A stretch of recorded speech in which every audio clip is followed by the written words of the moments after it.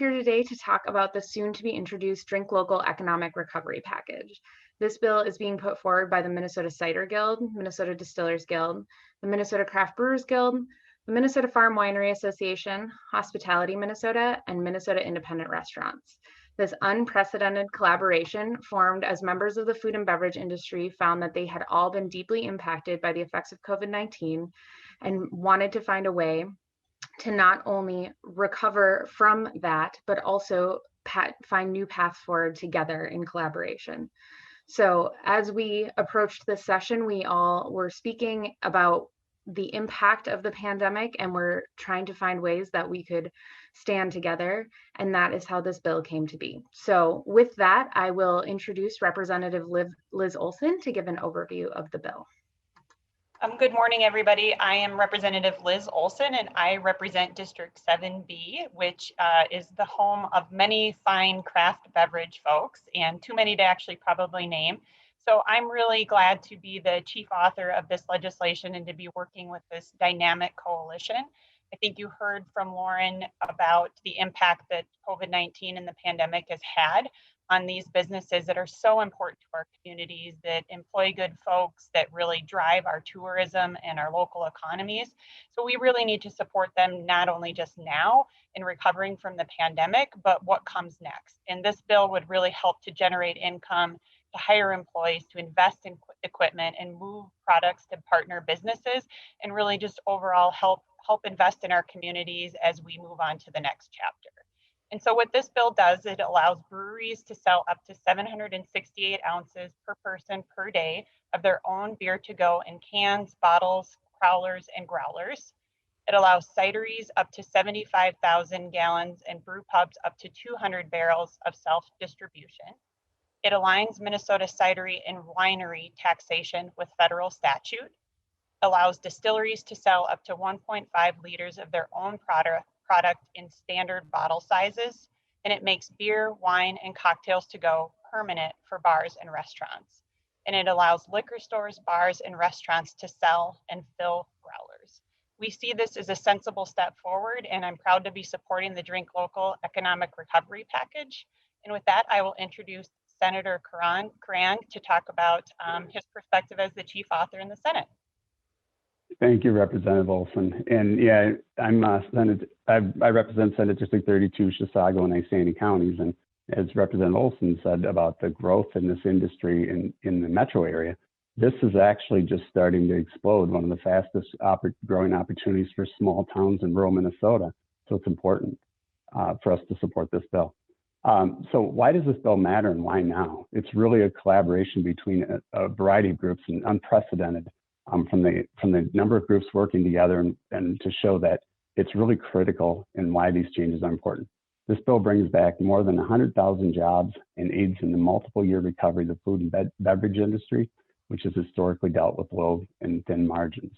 It also really creates a better operating environment for future growth and removes really antiquated laws and already picks winners and losers today. We've had this discussion for many years, going back to the Sunday liquor sales. And now is the time to stop incrementally modifying and picking winners and losers, but now is the time to create a fair operating environment for everybody and really allow that recovery to occur and expand where it should grow naturally. So with that, I'd like to introduce Gina Holman. She's next on our list. So Gina. Hi, everybody. My name is Gina Holman. I'm with J. Carver Distillery here in Carver County, and grateful for all of your time today. What this law change, this bill provision will do for us is really the fact that we're all working together. Many of our micro distilleries have been in business for 6, 7, and 8 years. So to modernize these laws will help us with the fact that Minnesota and our distilleries and our industry is falling behind with other states across the country. Their laws are modernizing, and so that is making it difficult for us to compete in our own home market, trying to find shelf space and work with our local liquor stores, which we have such an amazing collaboration with. This law will really definitely help with the tourism aspect, us working with our local farmers, our supply chain. All of those economies will continually grow and thrive with this ask. And it really is the thought of getting that bottle into our consumers' hands when they are visiting us here at our distilleries, and really learning the education of what we're doing in our own markets, in our own small towns. And as a Distillers Guild, we collaborate with our local farmers, we get local botanicals, many of us buy bottles and labels here from companies right here in our own backyard. So this law, this asking for that up to 1.5 liters really does allow us to grow and thrive in our local towns and the economy here in Minnesota. So thank you so much. And this has just been an incredible effort. I'm really thankful to be a part of this. Thanks, Gina. Tammy. All right. Thank you for having me. Farm wineries are destinations, farms far from the center of populations, and the COVID lockdowns have had an enormous impact on our financial well-being. First, this bill brings parity with the federal government in two important ways for us: how wine is measured and the allowed alcohol percentages of wine. Currently, farm wineries report their production in gallons to the federal government, but liters to Minnesota, resulting in unneeded extra bookwork and confusion. This bill would change Minnesota reporting to gallons. Additionally, in 2017, the federal government passed the Craft Beverage Modernization Act, increasing the allowed alcohol percentages of table wine to 16% and cider to 8.5%. Minnesota is still at 14% for table wine and 7% for cider. This bill would match Minnesota's allowed alcohol levels with those of the TTB. And finally, a significant number of Minnesota farm wineries also operate restaurants with full alcohol service. The ability to sell beer and cocktails to go, along with our wine, is an added revenue source that will help speed the financial recovery for farm wineries. Thank you.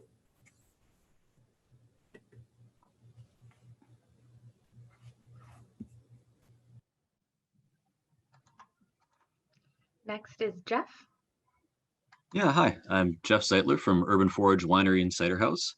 We're a small cidery that is, like everyone else, we've dealt with the COVID pandemic, and are struggling like everyone else. I think this bill will really give the tools to cideries and wineries and breweries and distilleries to pull themselves up by their bootstraps. I know in previous meetings we talked about, we're not looking for another handout. We want to be able to build our businesses up, build our industry up, and this is a way to do it. The small cideries have dealt with not being able to find distribution channels, and this would allow small cideries to do that. Something that has been done in other states and by other industries. Large cideries would have higher limits on what they could produce. It would help everybody across the industry, and I think it's very important that this is being done right now at a time when so many places are really struggling to stay open at all. Thanks, Jeff. Zach. Hi everyone, I'm Zach Ward, co-founder of Omni Brewing Company in Maple Grove and the vice chair of the Minnesota Craft Brewers Guild Legislative Committee. Minnesota has a rich brewing history filled with classic brands, family-run breweries that have stood the test of time and generations. And in the last 35 years, a boundary-pushing craft brewing industry that has pushed the bounds of what's possible in beer, business, and in our community. Unfortunately, one of those boundaries has always been Minnesota's antiquated beer laws. The Drink Local Economic Recovery Package helps bring down the barriers to growth that have existed in our laws. For the largest breweries that have built this industry in spite of those laws and who are still small by national standards. And our smallest breweries whose primary method of getting beer to the consumer is their tap room, and in the last 11 months, their method of getting their beer to their people has been upheaved multiple times and will take years to recover from. Additionally, this will help our hospitality partners who are so vital to many of our breweries in helping us get back on our feet and get our products to our customers. And who, by the way, are a major economic engine for growth in this state. Please tell legislators to support this bill and help us help ourselves. Cheers. Thanks, Zach. Ben. Hi, I'm Ben Wogsland with Hospitality Minnesota. We represent Minnesota's restaurants and other hospitality businesses. I think it's fair to say that no industry has been hit harder than the hospitality industry here in Minnesota. While in normal times we employ 300,000 Minnesotans, or 1 in 10 jobs, in the last year we lost 120,000 jobs here. In a survey that we did with the Federal Reserve in December, half of the restaurants told us they would be facing potential financial collapse here in the first quarter, which is just an astounding number that should trouble all of us. I'd also just like to remind the folks on the call from the media, keep in mind in normal times, restaurants operate on extremely thin margins, 2 to 5%, whereas a normal small business might be more in that 10% or higher range. We also know that this is going to be a long recovery for this industry, multiple years very likely, in terms of getting these jobs back and getting back on our feet. We know that reopening at 50% can help, but it's not enough. Most restaurants do not make money at 50%. They simply break even or lose less. And so we need to bring every tool to bear that we can to support this industry now and moving forward into the future. We also don't know over the coming 18 to 24 months how many folks are going to be willing to come back in the marketplace. There's a lot of uncertainty. So we need to find ways to bring revenue into restaurants and bars in a way that's meaningful and way that can help them recover over the next 2 years here. We think this is one common sense tool that the state can implement to help. And I would point out that, typically for a lot of restaurants, 30 to 50% of their bottom line might be liquor. So this is a really meaningful way that we can help these folks. I'd just like to say thank you to the authors, Senator Karan and Representative Olson. And we'd ask the public to get involved, contact your legislators, let them know that you support alcohol to go. And you can also sign on to a change.org petition to legalize alcohol to go in Minnesota. Thank you for your time. Thank you, Ben. We will now open it up to questions. It looks like Peter Callaghan has a question for Representative Olson and Senator Krang. Go ahead, Peter. Yes, hi, thank you. Forgive me for noticing the elephant in the room, which is that you have an issue that sponsors often say would win if it got to the floor, but you have leadership that will prevent these bills from not only not getting to the floor, but from even having a hearing. And Representative Olson, you're in leadership, and Senator, presumably your leadership listens to you. Can you address why these bills will not, and for the last years, have not even gotten hearings in your commerce committees? Sure. Thank you, Peter, for the question. Obviously, it's a good one, and it's about the process. I think what you're seeing here today is a really wide coalition of folks that are coming together in a different way than have come together before, which is a really unique time to be having this conversation amidst the pandemic, amidst what comes next. So I'm hopeful that we can have this conversation, and I see this as a starting point to begin that. And I think that the public weighing in and contacting legislators, and I think, I'm here because I fully support this legislation and want to see it become law. And I know that my Senator counterpart feels the same way. So we'll keep working on it, and we'll just encourage folks to come together. And I'm just grateful for this really diverse group of interests that have come together to work on this legislation. And I think that's a good start for where we are right now. Thank you, Representative Olson and Peter. Well, same here from the perspective of we've continually heard the conversation. Well, we have to have a conversation, right, about these challenges and its impact, but yet we won't allow it and don't have that in the committee structure. That's why the coalition is formed, and it's as broad a coalition that's ever been brought together to bring all of the issues together and working with the retailers and the distribution side. And so those conversations are going on.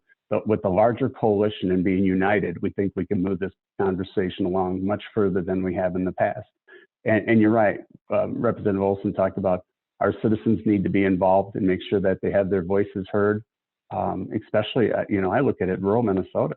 It's one of the fastest growing opportunities that we have for economic recovery. And when you look at the hospitality industry, I fear not just in this particular industry, but when you look at a fast food or all entry-level jobs that may be permanently removed in the hundreds of thousands, those are critical workforce issues that may never come back.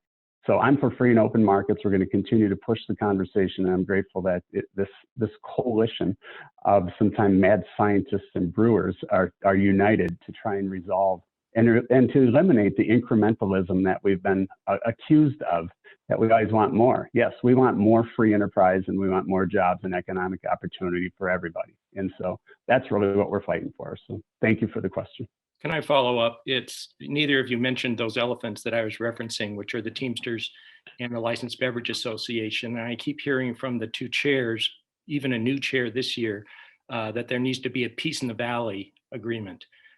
Is that fair to ask of the emerging industry? Isn't that like asking the lions and the lambs to work out a deal on what's for dinner? Representative Peter, this is Mark. Yes. And I think the peace in the valley, which is always what we strive for here in any conflict within an industry. But I don't think we've had such a united front and to be able to address them and to bring in the retailers, because there's been concerns not just on the distribution side, which I think this only expands their opportunities for distribution for people who really want to expand their product beyond a very small regional market. So, you know, those issues are there. But I do think that keeping the pressure up and putting it on our chairs, we have the conversation, not just on this issue, but within our caucus, but many other issues fall into the same category. So we will continue the pressure. And I think one of the other ones is retailers. You know, they've got some restrictions and limitations that they would like to have a little more free market opportunity and what they're limited what products they can sell. We don't have those limitations across any other market, even on regulated products. And so I think this group has done a good job in bringing all of them. Yes, it's tough to drag somebody to the middle or even into the conversation, but that's exactly why we're here today, to put a lot of pressure on everybody in this conversation and to educate the public about what this means and where those obstacles are. So it won't be easy, but this united group is I think going to be a really great start with being united and then putting the pressure on. We're going to continue it. So. Representative Olson, can you respond to that as well? Yes, Peter, I agree with everything that Senator Karan just said, that I'm hopeful. I mean, you know, our job is to represent the voice of the people and bring that into the structures that exist. And I think the more that we have involved in the conversation, the farther we'll get. And so again, why I think we keep going back to this united front of having a group together with their asks, really supporting each other is important. And I think the more the public weighs in, I'm all for having this conversation and engaging as many folks as we can to hopefully move the needle. Because I think what you've heard from everybody here, that the way we've done it before hasn't always worked. And so we need to start having a conversation about where we go from here. And I believe we're having that now. And I think the more people that engage, the further we'll get along in this. Thanks. Caroline Cummings. Hi there. I'm wondering if you could put this in perspective related to surrounding states. I know Iowa, for example, made cocktails to go, one of the first states to do so last summer. And I'm just trying to get a sense of like how Minnesota fares compared to like maybe Iowa, Wisconsin, the Dakotas, and how you might see that as, you know, a potential threat for businesses to want to move to states that, you know, have laws that are more appealing to them. I can take this one. So Minnesota is last place for most liquor laws right now. When it comes to beer, we are the only state that allows beer to go, but does not allow it in 12 or 16 ounce cans. For our distilleries, we are the only state that has that bottle size restriction of 375 milliliters. So, you know, we are starting at the bottom, trying to work up to just meet our surrounding states. We've seen in the beer world specifically, we've seen some folks try to expand to other states and add operations in other states around us, including Wisconsin and South Dakota. I know that there have been some other craft beverage makers that have tried to move in that direction too. Oftentimes we hear from producers who are trying to distribute in our state that it's easier to distribute out of our state, or it's easier for other states to distribute into our state than it is for somebody who has planted their roots here. So as of right now, there's not really any sort of way that we can compare because we are just so far behind. And even Utah has looser liquor laws than we do. So I think that there's a lot of ground to be made up.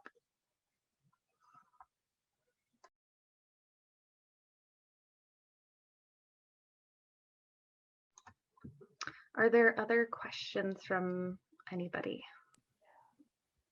Lauren, if nobody else is, can I then ask just one basic one? Do the sponsors expect to have a hearing on this bill in the House and the Senate this year? Peter, this is Representative Olson. I hope so. That's why we're here. I'm forever an optimist and believe that what we've put forward is good legislation, and I want it to obviously work through the process and pass. So I'm forever hopeful. So we're here today as the first step in getting that hearing. Yes, thank you, Representative Olson and Peter. Same here. We're going to push and do everything we can to get it to move it forward on the floor, if hopefully any way we can. But I think there's a lot of other efforts going on, and it just builds upon the work that Senator Housley's done. Jasinski, I think, are working on bills today that expand the growler. Again, that moves into the incrementalism and the expansion of it. Would it help? Yes, but incrementally. So that pressure's been continued. Senator Housley is going to continue to push, and we are going to continue to push, and hopefully those united fronts bring more action than we've seen in the past. We will do everything we can to get this on the floor, get it heard, and then onto the floor as well. If I might add, I think here we represent hundreds of producers, brewers, cideries, distilleries, wineries, and we each have thousands of customers who would love to see us stay in business and be able to, do more of what we're doing right now. And we're going to be encouraging our customers to write to their legislators and speak out about this because we think it's important. Well, Jeff, thanks. Let me then ask you a question. I mean, doesn't it get you pretty angry when you have a big, huge coalition, you have your customers who want this? I'm sure you're told, like I am, that if these bills were to get to the floor, they would pass. But someone who apparently we don't want to mention very often, because they're so powerful, has their foot on it. And you walk into a legislative process and you're just told basically that certain interests can kill your bills regardless of how much support you have with them. Well, Peter, I'm hopeful this is the year that we'll get a hearing and that people will just see the logic in what we're trying to do. I think it just makes sense. And I think most Minnesotans will support this if they get a chance to see what we're really trying to do. I can't address the concerns of someone who might not be here, but I think what we've done is with Lauren has crafted together with Senator Koran and Senator and Representative Olson a really good bill.